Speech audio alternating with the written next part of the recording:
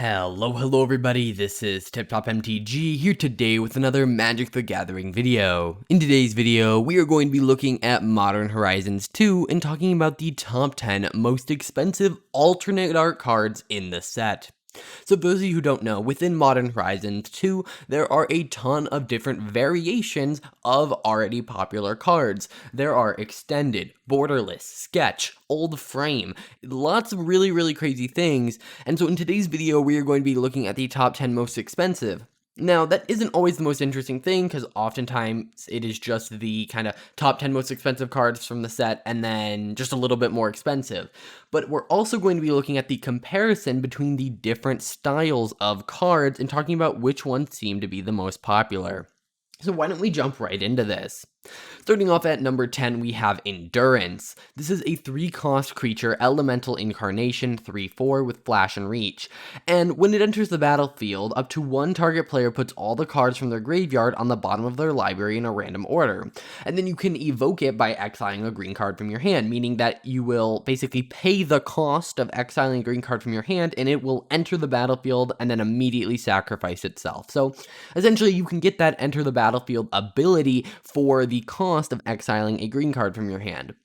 Now, being able to cast anything for free is pretty powerful, and I could see this being a very heavily played card. It is also, by the way, a 3-cost 3/4 with Flash and Reach that also kind of clears someone's graveyard or returns your graveyard to your library, all sorts of things. So this seems like a card that's definitely going to see more play in Modern, which I do think hurts its, price as a alternate art. If you watch any of my variant or alternate art videos, I always talk about how Commander drives up the price of alternate arts because, especially for legendary creatures, you are way more likely to be willing to bling out your deck. And I say this specifically about legendary creatures, which this is not, but I'm more likely to spend a little bit more on a card and have that be the only version of the card I need versus having to buy 4 of these cards. But either way, it's going in at about $33. Now, before we jump any further, I do need to give a couple disclaimers. First off, these are all at the time of recording, which is the same day that it is coming out, and it is also all Card Kingdom prices in USD, so these are also going to probably go down over the coming weeks. Generally, prices will shift down as we get further and further away from the set's release. However, it is after the release. For instance, my first top 10 video was, they were pre-order prices, and they were significantly higher. And you can notice that even, in this 20 days since I've released it, prices have gone down, up to $50. So that's important to pay attention to. Next, let's talk about Dothi Voidwalker coming in at $32.99. It is a 3/2 2-drop creature, Dothi Rogue. It has Shadow, meaning it can only block or be blocked by creatures with Shadow. And it says if a card would be put into an opponent's graveyard from anywhere, instead exile it with a Void counter. That effect is already really good. And then you can tap and sack it and choose an exiled card an opponent owns with a Void counter on it, and you may play it this turn without paying its mana cost. So overall, this is one of the most quote-unquote pushed cards of the set. It is very good. Every single part of this is good. A 2-cost 3/2 that can't be blocked, essentially, pretty good. A 2-cost 3/2 that exiles cards as they go into your opponent's graveyard, pretty good, a little bit more specific though. And then the fact that you can take those exiled cards and cast them for free, all of this is on a 2-drop. And by the way, you're sacrificing the Voidwalker, not exiling it, meaning then you can maybe recur it. This seems utterly crazy to me. And, it's not like, oh, when you finally cast the thing, all the exiled cards go back. No, they're still exiled. So if you can bring this back, you can tap it and get another card that you exiled previously. So this card is really crazy. And it's in the old frame, and we'll notice that that is the most popular frame in terms of price.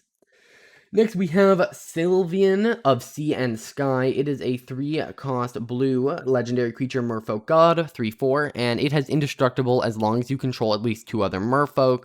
And then whenever it attacks, draw a card, and then other merfolk you control have ward 1, meaning it costs 1 more to essentially target them with spells and abilities. It's a little more nuanced than that, but that's the general gist.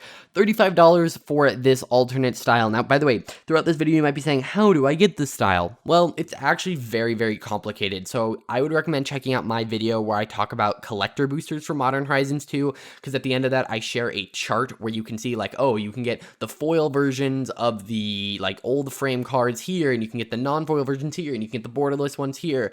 So I would recommend checking out that video because it was enough to fill like a 15-minute video. Next, by the way, some of these do have variations. For instance, that last one did have a variation, but we're not going to talk about every single one just because I feel like this video would end up being like 40 minutes. But we will talk about it for Yavimaya. So Yavimaya, Cradle of Growth, is a legendary land that says each land is a forest in addition to its other types. That includes your opponents, that includes this. So this can tap for green, essentially.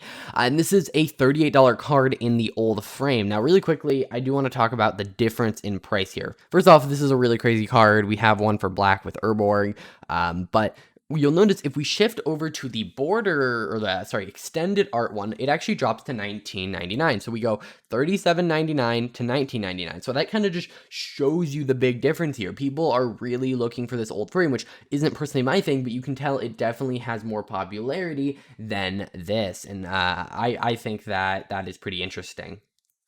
Let's talk about Urza Saga. This one actually doesn't have any other variations, but this is a really awesome land that's also a saga, which in my opinion is one of the best cards in the set. I know it's like technically not, but this thing seems really crazy. You play it as your land drop. It can work as that for a couple turns. Then turn 3, say you're in commander, you can go for your soul rings or your mana crypts. And so it basically is a land that taps for 3 turns in a row for mana. And then that 4th turn, it not only taps for mana, but goes and gets you kind of a mana rock if you want, just straight from your library onto the battlefield. And to me, that just seems utterly crazy and powerful. Now, it is in the sketch frame, which if we look at a future card, which we will, where I kind of every version of the card, it is definitely the least popular version, so it's kind of cool to see it up here so high up, and I think that's a testament to the card itself, that this is the only variant of it. Next, we have Sword of Hearth and Home, again in the old border. It is a 3-cost artifact equipment, and equipped creature gets +2/+2 and has protection from green and white. And whenever it deals combat damage to a player, you flicker a creature you control and search your library for a basic land and put it onto the battlefield.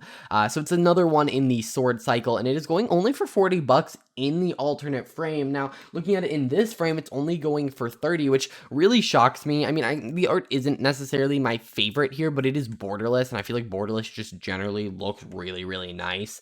It kind of lets you enjoy the art a little bit more, whereas this actually kind of crops the art a little bit more. And so, me personally, I prefer the borderless, but of course, that's just my opinion. Art is subjective, and this one is actually going for lesser cost. Now, I do want to say a big reason for that is availability. Borderless cards, you can open this in a normal booster pack, versus I'm 99% sure you can't open the time-shifted looking ones. Again, I'd have to go double check. Next we have Cheddar Fang, Squirrel General, also going for $40. This is a 3-cost legendary creature Squirrel Warrior. It is one of the most powerful cards in the set, but I think what really boosts it up is that it is legendary. Think about it. If you're going to upgrade one card in your commander deck to the, like, premium frame, it's probably the one that you're going to play every single game, and so it clearly, I think that will majorly impact the price of the alternate frames. But either way, let's talk about what it does. It's a 3/3 with Forest Walk, meaning if your opponent controls a forest, they can't block it. And it says if you would create a number of tokens, instead create those tokens and that many 1/1 squirrels. So if I were to create 3 1/1 humans, I would actually create 3 1/1 humans and 3 1/1 squirrels. And then you can pay a black and sacrifice X squirrels, and target creature gets +X -X until end of turn. So it can be a boost spell for your stuff or a removal spell for your opponent. So very, very good. All right, next let's talk about this version. So what's interesting here is that this Cheddar Fang is borderless, and it also has a very different style to it.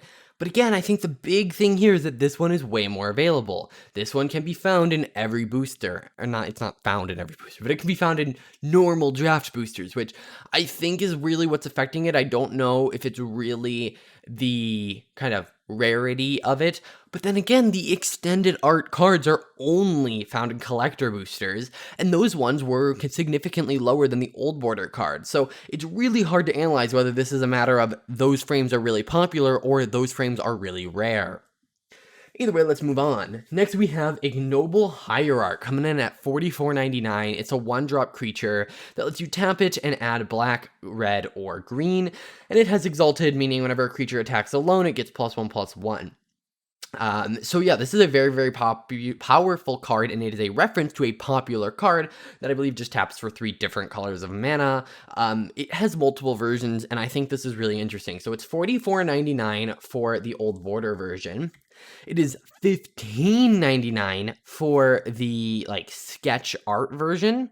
And what I find really interesting is the normal version is $18.99. People would pay more money for the normal version. And I find that a little crazy. I mean, I guess, yes, I like to have color on my magic cards, but I also feel like this looks pretty interesting and I really like it. And I find it really weird that we have variants now that are worth less than the normal version, which is just really bizarre and crazy to me. So I want to know your guys' opinion on this. Is this just a numbers error, or do you think that people dislike the sketch ones that much?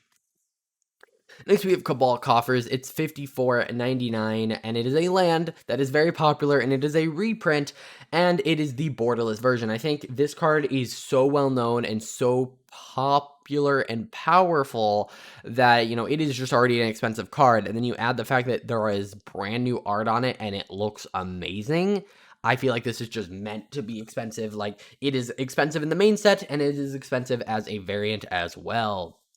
And the last one is Ragavan. Very similarly to the normal set, it is a, you know, the number 1 card. This one is going for $75. Back when I did the original video, the normal version was going for $100. So clearly you can tell that that has fallen. Normal Ragavan has also, by the way, fallen. It's not like this one's worth less. It is a very popular and popular, why do I keep saying popular? Very powerful and potent card, that just does a lot for what it does. I mean, it looks really nice without the big reminder text for dash, honestly. It makes it look way less cluttered. I almost thought it was missing an ability for a second. But yeah, I think this is going to be a popular commander, a very powerful card, and just going to make an impact. And again, it's legendary, which means you are kind of paying that tax for the variant version. Alright guys, that is it for this video. Now, I do want to mention one thing. There were no fetch lands on this list, and the reason for that is that if I included the fetch lands, they would have been the list. So if you guys want to hear more about the pricing of fetch lands, saying that there are like 3 or 4 versions of them within the set, let me know and I'll do a whole video covering that. I just didn't figure you'd want to come here and be like, hey, I just saw 5 different versions of the same fetch land in the top 10 list. So yeah. If you guys enjoyed, hit that like button, subscribe to stay up to date with everything Magic the Gathering, and I will see you in the next one.